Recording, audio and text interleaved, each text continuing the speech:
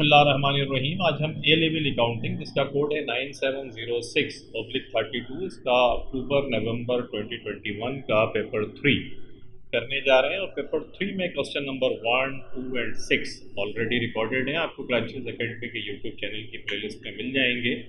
आज हम अपने लेक्चर का स्टार्ट क्वेश्चन नंबर 3 से करेंगे। और क्वेश्चन नंबर 3 क्या कहता है, CTPLC has an accounting year end of 31 दिसंबर को इनका ईयर एंड हो जाता है। तो directors provided the following information, directors ने ये इन्फॉर्मेशन आपको प्रोवाइड करी। 2019 280,000 का प्रॉफिट है और 2020 के अंदर जो है 310,000 का प्रॉफिट आपका है। फाइनेंस कॉस्ट आपकी थी नहीं क्योंकि आपके पास लॉन्ग टर्म लोन कोई नहीं था। आपने 2020 के अंदर लॉन्ग टर्म लोन लिया जिसका इंटरेस्ट आपको पे करना पड़ा। ये 400,000 हैं और 400,000 का 10% आप निकाल लें तो फुल ईयर का ये 40,000 बनता है। ये 40,000 जो है फुल ईयर की फाइनेंस कॉस्ट है जो आपको पे करनी है, क्योंकि देखें लिखा हुआ है लॉन्ग टर्म बैंक लोन 10%। इसका मकसद है 400,000 के ऊपर 10% निकालेंगे तो पूरे साल का फुल ईयर का जो इंटरेस्ट है वो बनेगा 40,000। ये 30,000 दिया हुआ है आपको। 40,000 को अगर मैं 12 से डिवाइड कर दूँ तो एक 1 मंथ का आपके पास आ जाएगा 3,333.333। अगर मैं इस 30,000, क्योंकि ये 30,000 को अगर मैं डिवाइड कर दूं इस 3,333.333 से, तो 30,000 डिवाइडेड बाय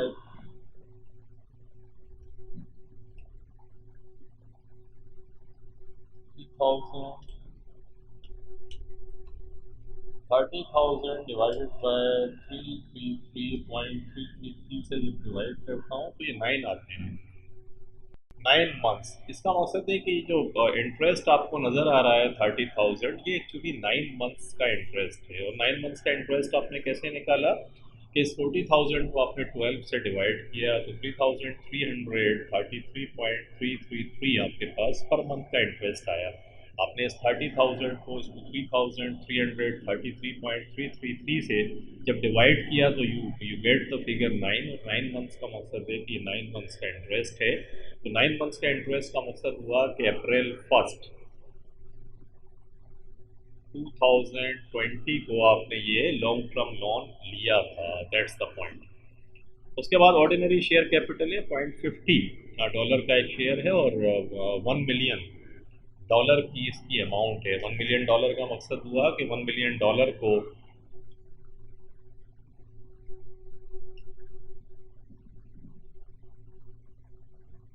आप डिवाइड करें 0.5 से तो 2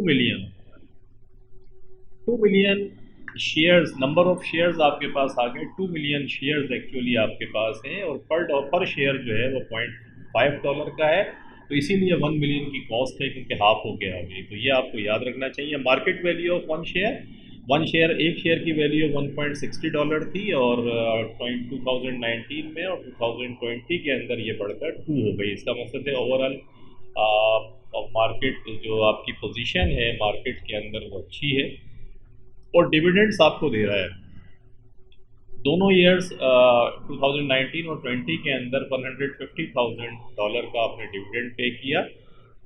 नंबर 1 में कहता है calculate the earning per share for 2019 की अर्निंग पर शेयर आप निकालें। अर्निंग पर शेयर का मकसद हुआ 2019 की अर्निंग पर शेयर निकालनी है। तो उसका जो फार्मूला होता है अर्निंग पर शेयर का, उसे कहते हैं कि जो नेट प्रॉफिट है आपका वो आ जाता है। और उसके बाद उसको नंबर ऑफ शेयर से डिवाइड कर देते हैं। तो 2019 के अंदर प्रॉफिट फ्रॉम ऑपरेशन आपको 280,000 दिया हुआ था। देखिए सिलेबस मैंने कहा था आप डाउनलोड कर दीजिएगा ताकि ये फार्मूला जो है आपके जहन में रहे कि यार क्या फार्मूला है। तो प्राइस अर्निंग क्या मांग रहा है वो आपसे, ये रेशो दी हुई होगी। अर्निंग पर शेयर का फार्मूला क्या होता है, देखिए यहाँ लिखा हुआ है नेट प्रॉफिट, ये देख रहे होंगे आप, net profit minus preference share dividend. अगर कोई प्रेफरेंस शेयर आपके पास हैं तो प्रेफरेंस शेयर पे नॉर्मली डिविडेंड फिक्स होता है, परसेंटेज में देते हैं, उसको माइनस करते हैं और number of issued ordinary share से डिवाइड करते हैं। तो नेट प्रॉफिट हमारे पास 2019 के अंदर जो दिया हुआ है वो 280,000 है। नंबर ऑफ शेयर्स मैंने अभी आपको निकाल कर बताया 2 मिलियन है। तो स्ट्रेट फॉरवर्ड क्वेश्चन है, इस 280,000 को आप क्या करें, 280,000 को डिवाइड करते हैं 2 मिलियन शेयर से, तो $0.14 अर्निंग पर शेयर, यानी एक शेयर से जो इनकम हो रही है आपके जो शेयर होल्डर्स हैं उनको, वो $0.14 हो रही है। तो स्ट्रेट फॉरवर्ड है, फार्मूला आपको याद है तो आप आराम से निकाल लेंगे। नंबर 2 में कहता है explain why the value of earning per share is the same for 2020 as per 2019, कि अर्निंग पर शेयर की जो वैल्यू है वो 2020 और 2019 में सेम क्यों है। आप सवाल करेंगे कि भाई सेम कैसे हो गई। तो देखिए 2019 के अंदर तो 280,000 की नेट इनकम थी, अर्निंग नंबर ऑफ शेयर्स तो आपके वही 2 मिलियन है, क्योंकि आपके पास 1 मिलियन का अमाउंट चेंज नहीं हुआ। इसका मतलब है शेयर्स आपके पास टोटल जो इशूड शेयर हैं वो 2 मिलियन हैं शेयर्स आपके। 2020 में अलबत्ता आप देख रहे हैं कि $310,000 की आपका प्रॉफिट फ्रॉम ऑपरेशन है, लेकिन इसमें फाइनेंस कॉस्ट भी है 30,000 की। तो मैं अगर 310,000 में से 30,000 को डिडक्ट कर दूं, व्हाट आई गेट 280,000। 280,000 का मकसद हुआ कि ये फिर वही सेम आ गया आपके पास जो 2019 के अंदर था। तो अगर 280,000 को आप वही 2 मिलियन से डिवाइड करेंगे तो व्हाट यू विल गेट $0.14 जो आपने 2019 में निकाला था वही आपके पास आ जाएगा। और उसकी रीज़न ये है कि अमाउंट नेट इनकम का वही बन रहा है जो 2019 के अंदर है। तो दैट्स द रीज़न कि दोनों सालों के अंदर सेम रहेगा। और देखें लिखा भी है कि earning per share is based on profit for the year which is the same in both years despite the changes in profit from operation. के प्रॉफिट फ्रॉम ऑपरेशन में तो चेंज आया है, लेकिन नेट प्रॉफिट के अंदर चेंज नहीं है, क्योंकि 2020 के अंदर फाइनेंस कॉस्ट जो है 310,000 में से 30,000 आप माइनस कर देंगे तो you get 280,000 the same profit which was in 2019।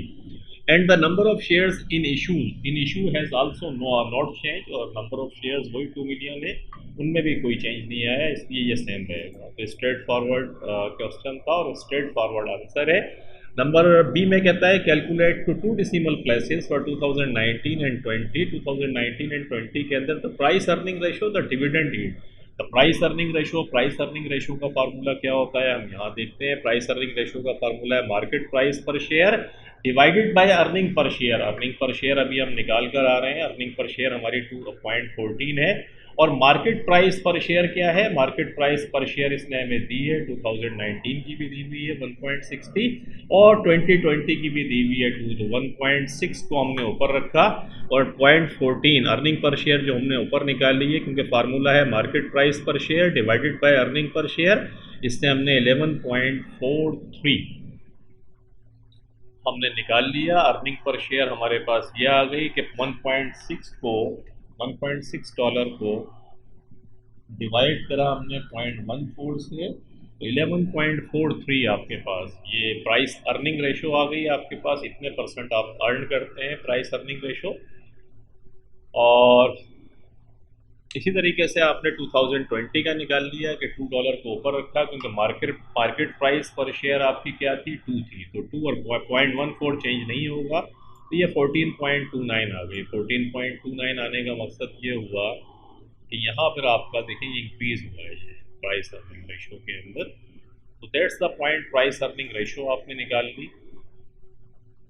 और डिविडेंड यील्ड की बात करते हैं कि प्राइस अर्निंग रेशो वैसे बाय द वे आपको क्या बताती है कि मार्केट प्राइस से कंपेयर करते हैं अर्निंग पर शेयर का, कि यार मार्केट प्राइस अगर मैं इतने का शेयर खरीदता हूँ तो कितने परसेंट मेरा डिविडेंड जो है वो बनता है, या मैं मार्केट प्राइस के हिसाब से अर्निंग मेरी कितनी होगी। तो दैट शोज़ कि आपको मार्केट प्राइस इसमें आती है, तो उससे आपको कंपैरिजन करने के अंदर आसानी होती है कि इस कंपनी के अंदर मुझे इन्वेस्ट करना है नहीं करना है। इसका एक रीज़न ये भी होती है कि मार्केट प्राइस अगर आपकी इंक्रीज़ हो रही है तो एक तो डिविडेंड आपका जो है वो आपको मिल रहा होता है। मार्केट प्राइस पर शेयर के अंदर जिन शेयर्स की मार्केट प्राइस ज़्यादा तेज़ी के साथ फ्लक्चुएट होती है तो समटाइम्स उन पर डिविडेंड पर इतना आपको नहीं मिलता, वो कांस्टेंट रहता है या डिविडेंड में इतना इजाफा नहीं होता। तो कैपिटल गेन एक होता है आपकी, आप डिविडेंड से अर्न कर रहे होते हैं, और एक होता है कैपिटल गेन। कैपिटल गेन का मकसद है कि मार्केट प्राइस आपकी इंक्रीज हो गई है।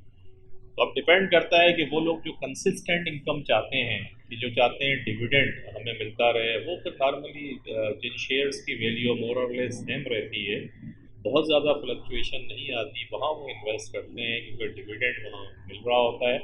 वो कंपनीज ले रही होती हैं नॉर्मल ट्रेंड के अंदर, जबकि वो कंपनीज इनकी मार्केट शेयर बहुत तेज़ी के साथ फ्लक्चुएट होती है। तो वो फ्री है कि इन्वेस्टर्स वो जो कैपिटल गेन चाहते हैं वो वहाँ इन्वेस्ट कर रहे होते हैं। तो एनी हाउ, अब हम आते हैं आगे की तरफ।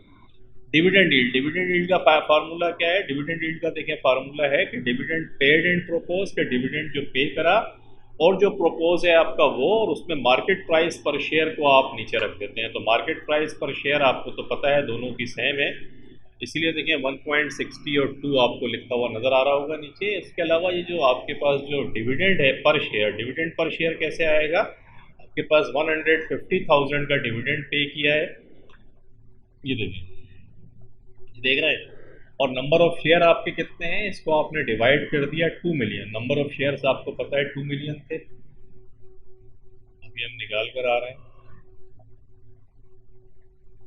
तो आपने 150,000 को डिवाइड कर दिया 2 मिलियन शेयर, तो 2 मिलियन से जब डिवाइड किया तो 150,000 divided by 2 million,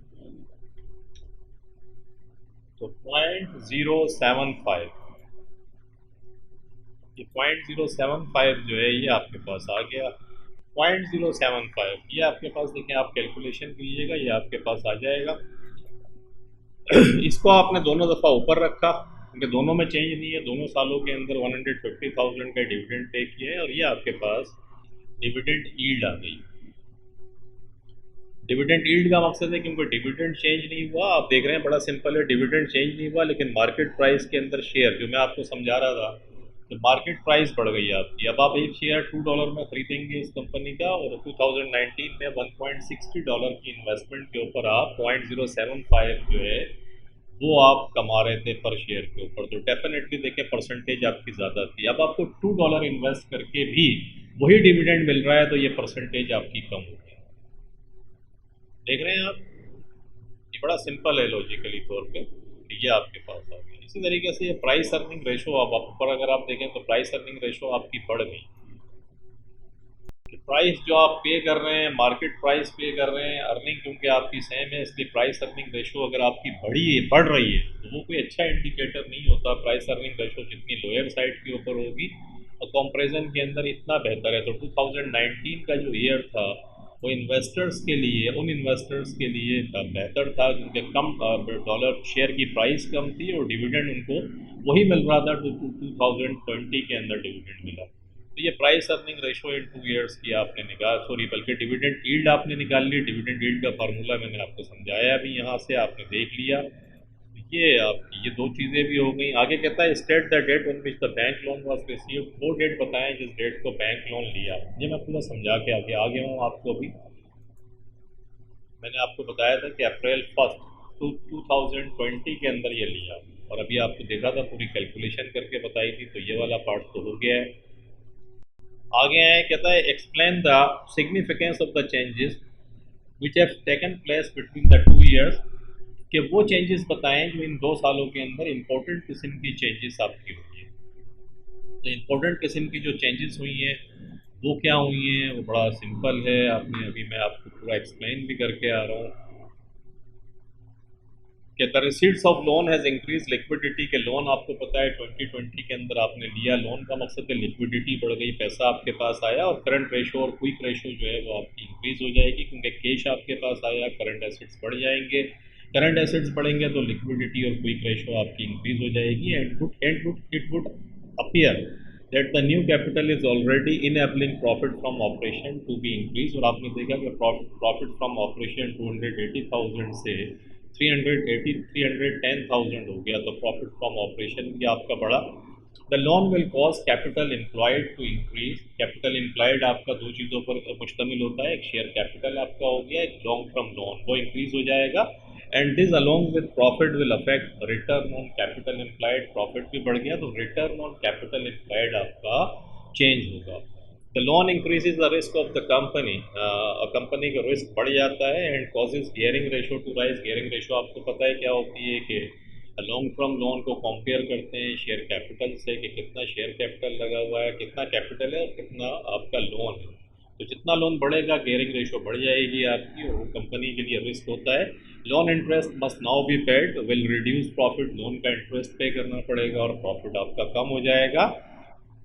market price of the share is increase meaning the investor confidence is increase. Market price हम देख कर आ रहे हैं 1.60 से $2 हो गई, तो कॉन्फिडेंस जो शेयर होल्डर्स का है वो बढ़ा है कंपनी के अंदर, such that demand has increase, demand भी बढ़ गई है, in turn causing the price earning ratio two increase, और इससे प्राइस अर्निंग रेशो आपने देखा कि बढ़ी है।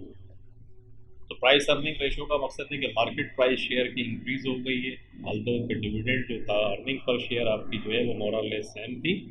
तो ये हो गया। उसके बाद increase in market price has cause the dividend yield to fall, क्योंकि मार्केट प्राइस बढ़ गई तो डिविडेंड यील्ड आपकी कम हो गई। वो अभी हम देख कर आ रहे हैं डिविडेंड यील्ड का जो रेशो निकाली थी, क्योंकि अब आपके पास डिविडेंड तो सेम है, या तो डिविडेंड बढ़ जाता तो यील्ड बढ़ती, डिविडेंड सेम है और मार्केट प्राइस बढ़ गई तो डिविडेंड यील्ड गिर गई है।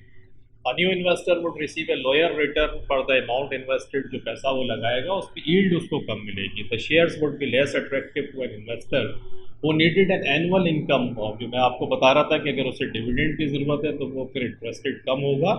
They might suit an investor who has prepared to wait for capital gain, जो capital gain चाहता है शेयर प्राइस के ऊपर कि शेयर की प्राइस बढ़ेगी तो उसको बेच देगा, तो उसके लिए ये कंपनी अट्रैक्टिव हो गई है। तो ये इसमें मेजर चेंजेस थी जो आपने देखी।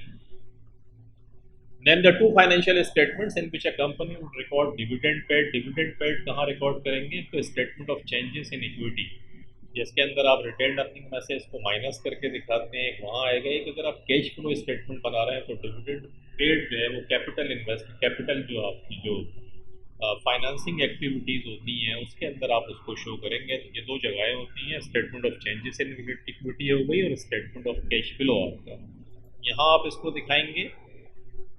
उसके बाद कहता है company will often mention its dividend policy in its director report state two और अदर आइटम्स विच में content in a director report. Director report क्या होती है, जो फाइनेंशियल स्टेटमेंट्स बनते हैं उसमें डायरेक्टर्स की पूरी रिपोर्ट होती है जो उस फाइनेंशियल स्टेटमेंट्स का पार्ट होती है। I would encourage all of you कि आप जाके कंपनी के पास कराची स्टॉक एक्सचेंज के ऊपर अगर आप जाएँ, पाकिस्तान का स्टॉक एक्सचेंज की वेबसाइट के ऊपर, तो वहाँ पर आपको जो है ये फाइनेंशियल स्टेटमेंट्स मुख्तलिफ कंपनीज़ के मिलेंगे, तो उनको जाकर आप देखें। ये रेशोज़ भी आपको फाइनेंशियल स्टेटमेंट्स में क्या क्या चीज़ें शामिल होती हैं वो भी आपको नज़र आएगा, और statement of changes in equity, statement of financial position, you will be familiar with the things care financial statements में क्या क्या चीज़ें होती हैं। डायरेक्टर्स की रिपोर्ट में नॉर्मली डायरेक्टर्स जो आपके की एम्प्लॉयज़ होते हैं उनका रेम्यूनरेशन लिखा हुआ होता है, कंपनी की परफॉर्मेंस लिखी हुई होती है, review of the performance of the company के कंपनी की ओवरऑल परफॉर्मेंस क्या रही है, उसके फ्यूचर प्लान क्या है, स्टेटमेंट ऑफ प्रिंसिपल एक्टिविटीज़ के वो क्या क्या करते हैं, future development of the business के क्या डेवलप होने जा रहा है, डोनेशन मेड कितने डोनेशन उन्होंने दिए, detail of director and their share holders remuneration वगैरह से डायरेक्टर्स एंड शेयर होल्डर्स की डिटेल होती है, information about employees and employment policies, health and safety information, और मेजर जो डायरेक्टर्स हैं जो कंपनी के की एम्प्लॉयज़ हैं उनकी सैलरीज वगैरह भी होती हैं। तो ये वो डिफरेंट किस्म की चीज़ें उस डायरेक्टर रिपोर्ट का पार्ट होती हैं। इंपॉर्टेंट कंपनी की परफॉर्मेंस, फ्यूचर डेवलपमेंट्स और कंपनी की प्रिंसिपल एक्टिविटीज़ क्या रही हैं और पूरा साल के अंदर की अचीवमेंट्स क्या रही हैं। तो ये आपने देखा ये सवाल यहाँ ख़त्म होता है। तो आज हमने क्वेश्चन नंबर 3 भी हमारा कंप्लीट हो गया। इंशाल्लाह हम क्वेश्चन नंबर 4 करेंगे। लेट्स सी क्वेश्चन नंबर 4 है क्या। Services of an agent, goods on consignment. चलें, कंसाइनमेंट का फेवरेट क्वेश्चन एग्जामिनर का वो पूछता है। तो मिलते हैं इंशाल्लाह नेक्स्ट लेक्चर के अंदर। टेक केयर, अपना बहुत ख्याल रखिएगा। Thank you very much for watching the video. अल्लाह हाफ़िज़।